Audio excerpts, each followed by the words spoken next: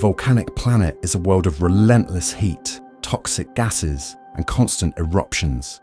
Its surface is a chaotic landscape of flowing lava rivers, jagged rocks, and dense clouds of ash that obscure the sky. Geysers of steam and sulfur burst from cracks in the ground, while towering volcanoes erupt frequently, reshaping the land with each violent event.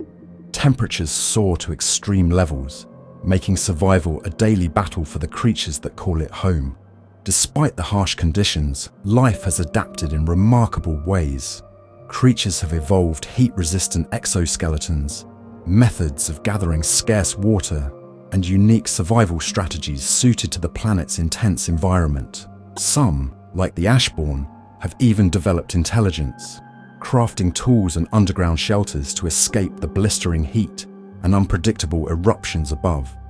This volatile world, while hostile, has fostered a resilience and creativity in its inhabitants, driving them to survive and eventually seek refuge beyond its fiery surface. Chapter 1: Rise of the Lava Crawlers.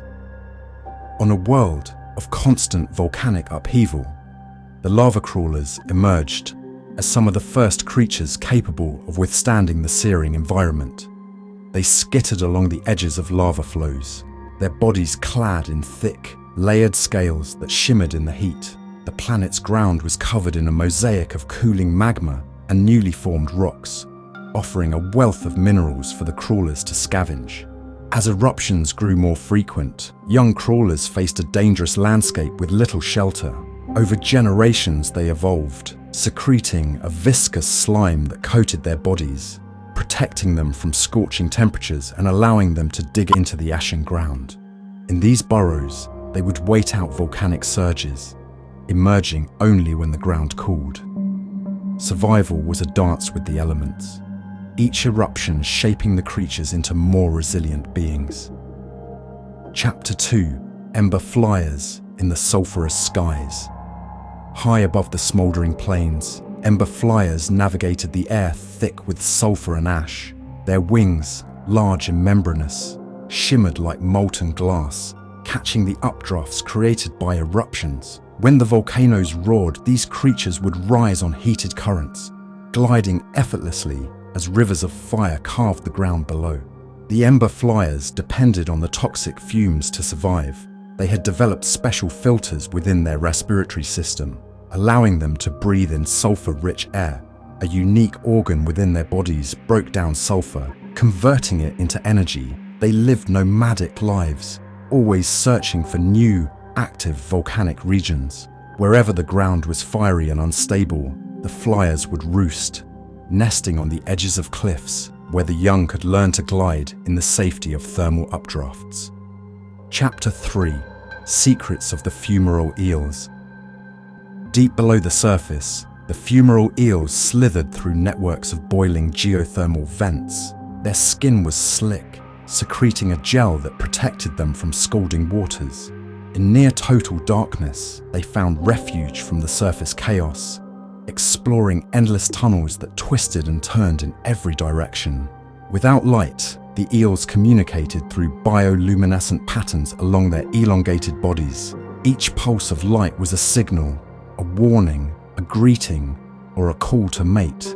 Entire communities of eels formed in these hidden depths, their flashes and pulses forming a mesmerizing display. They had found a sanctuary in the heart of the planet, living in a world of heat and darkness that provided shelter from the unforgiving surface. Chapter 4: The Lava Fern Herds, Life Amidst the Flames. The open plains near volcanic slopes were populated by lava fern herds, plant-like creatures that rooted themselves in mineral-rich soil. Their thick, ashen coats insulated them from the heat, while root-like tendrils reached deep into the ground, absorbing geothermal warmth and nutrients. With each eruption, the ashen air carried their spores to distant lands, ensuring the spread of their kind. The lava ferns were hardy, immobile yet deeply intertwined with the volcanic ecosystem. Their presence stabilized the ground, creating pockets of life where creatures could find shelter. To survive, they relied on a delicate balance of light and geothermal heat, their roots constantly adjusting to shifts in the earth. Even in this brutal environment, they thrived, spreading their spores and extending their reach across the ash-laden plains. Chapter 5. The Dawn of the AshBorn. Among the burrow-dwelling scavengers was a new creature, the AshBorn. They moved on two legs, with heat-resistant scales and eyes adapted to peer through smoke and ash. At first, they were simple scavengers, hiding from the deadly surface, but as eruptions grew more frequent, their intelligence sparked. The AshBorn created intricate underground networks, digging tunnels that wound through cool, stable layers of earth. They discovered minerals that could line their burrows, creating insulated shelters where they could ride out eruptions. They began to share knowledge, passing on survival techniques and teaching their young to navigate the treacherous landscape. For the first time, a species on this volcanic world developed a form of culture, a collective understanding of the rhythms of their environment. The AshBorn grew as a community, and with each generation, they became more adept at surviving in a place where few others could. The AshBorn are perhaps the most reliant on water, and their search for it drives many of their cultural practices. They've learned to identify small lakes and steam vents, treating them as sacred places and sources of life. To preserve water, they develop containers made from volcanic glass, which they use to transport water back to their underground dwellings. They also capture steam from nearby vents, channeling it into reservoirs where it condenses, providing them with a sustainable water source. These adaptations allow life to endure on this harsh volcanic planet, with each creature finding a unique way to survive in a world where water is as rare as any precious gem. Chapter 6. Mastering Fire and Rituals of Survival. The AshBorn began to view the volcanoes as both giver and taker, a god that could bestow gifts of life or unleash destruction. They built their society around these rhythms, crafting rituals to honor the eruptions, believing that their reverence could temper the volcano's wrath. In their tunnels, they worked with shards of volcanic glass, fashioning basic tools. As their understanding of fire grew, so did their connection to the land. They developed a system of signals, warning each other when an eruption was imminent. Together, they learned to map the safest zones, creating myths and songs about the mountains of fire that fed them and kept them constantly on the edge of survival. They carved out a culture of resilience, embracing the volatile nature of their world while seeking ways to rise above it. Chapter 7. Towards the Stars. The AshBorn's Dream. As the AshBorn society advanced, they began to look beyond their planet. The moon hung in their sky, cold and distant, a place of stillness far removed from the chaos of their world. Over generations, the AshBorn grew obsessed with the idea of escaping their fiery home, seeking sanctuary on the lifeless, quiet moon. They experimented with geothermal energy, building pressurized vessels and protective suits. Many failed attempts marked their journey, yet they persisted. As they honed their technology, they saw each failure as a step toward freedom.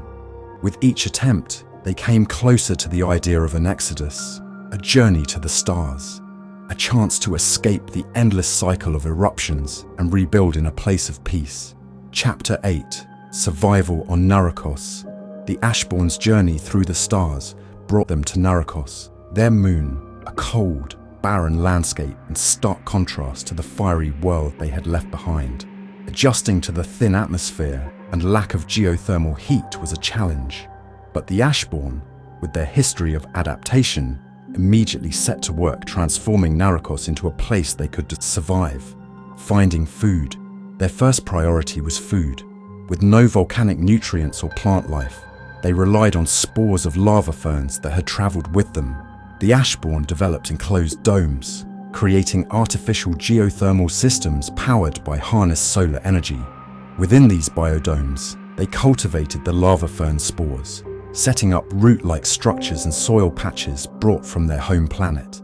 The lava ferns adapted to the low light by evolving pale tendrils that could absorb the weak sunlight on Narikos, The AshBorn learned to harvest parts of the lava fern's structure, creating a nutrient-rich paste that became their staple food source. Over generations, they cultivated new varieties, more suited to the lunar environment, which would become the foundation of their diet.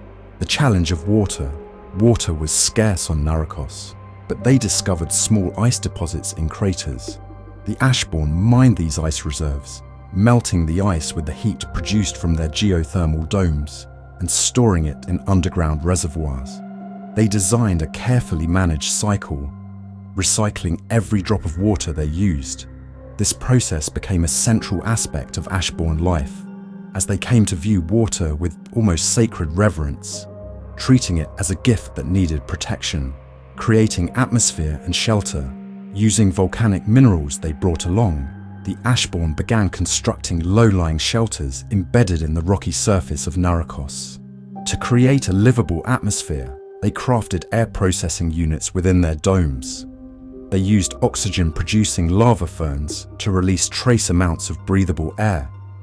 To prevent air loss, these biospheres were encased in layers of meteorite dust and lunar rock, which also protected them from solar radiation. The AshBorn also began experimenting with the possibility of spreading lava fern spores across Narikos. They created artificial hot springs within enclosed craters, using solar collectors to warm the water and soil, and then seeded lava ferns around these.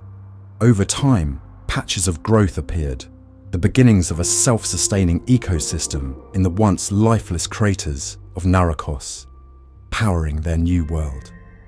Solar energy became their primary power source, with vast reflective arrays set up to capture sunlight. Geothermal energy was unavailable on Narikos, but by combining solar energy with innovative battery systems, the AshBorn found ways to heat their habitats and keep essential systems running through Narikos's long, frigid nights. As they adapted to this new life, they created myths and stories about their volcanic world, preserving its memory as they established themselves on Narikos.